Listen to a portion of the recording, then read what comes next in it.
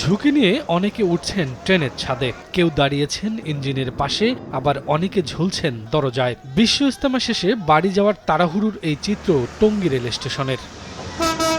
এসব চিত্র দুর্ভোগ আর ভিড়ের বার্তা দিলেও বাস্তবতা উল্টো। পাশের প্ল্যাটফর্মে রাখা ভোগান্তি কমাতে মুসল্লিদের জন্য বিশেষ ট্রেনগুলো। তারপরও সময়ের অজুহাতে এমন ঝুঁকি নিচ্ছেন অনেকে। বাতাস লাগে বুঝছেন, টিকিট কাটা আছে বুঝছেন, ইজতেমা করে আসি ভালো লাগলো, এই জন্য ট্রেনে চলে যাচ্ছি। মানগুলা বাড়াতে হবে, দর্শকের চাহিদা দিতে হবে।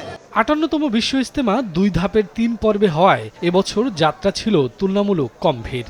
শেষ দিনে তা আরও স্বস্তিদায়ক হয় মুসল্লিদের জন্য। যাতায়াত অনেক অবস্থা ভালো আছে, এরপরে নিরাপত্তা অনেক ভালো এবং কোনো যানজট নাই। অনেক আরামে ইবাদতবন্দি করতে পারছি, জন্য আল্লাহর কাছে শুকরিয়া। খুব ভালো লাগছে, আল্লাহর কাছে আসছি, সবসময় আসতে পারি না। আসার সময় কোনো অসুবিধা হয় নাই, বা এখনো যাওয়ার সময় কোনো ভিড়ভাট্টা নেই। মুসলিম উম্মাহর এই জমায়েতে অংশ নেন বিদেশি ধর্মপ্রাণ মুসল্লিরাও। ইজতেমা থেকে অর্জিত জ্ঞান ছড়িয়ে দিতে চান সমাজের সব মুসলিমদের মাঝেও।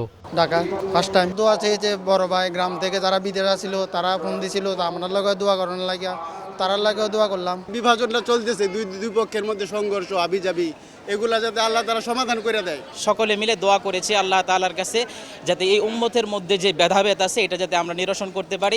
এছাড়া শেষ পর্বের ইজতেমায় অংশ নিয়ে ঘরে ফেরা মুসল্লিদের ট্রেনের পাশাপাশি ভোগান্তিহীন যাত্রা ছিল সড়ক ও নৌপথেও। মুসলিম উম্মার সর্ববৃহৎ জমায়েত বিশ্ব ইজতেমা শেষ করে তুলনামূলক ভোগান্তিহীনভাবে ঘরে ফিরতে পেরে খুশি মুসল্লিরা। এখন তাদের উদ্দেশ্য এই জমায়েত থেকে ধারণকৃত শিক্ষা নিজে ধারণ করে এবং সমাজের মধ্যে ছড়িয়ে দিতে। টঙ্গী থেকে শফিকুজ্জামান রুবেল, সময় সংবাদ।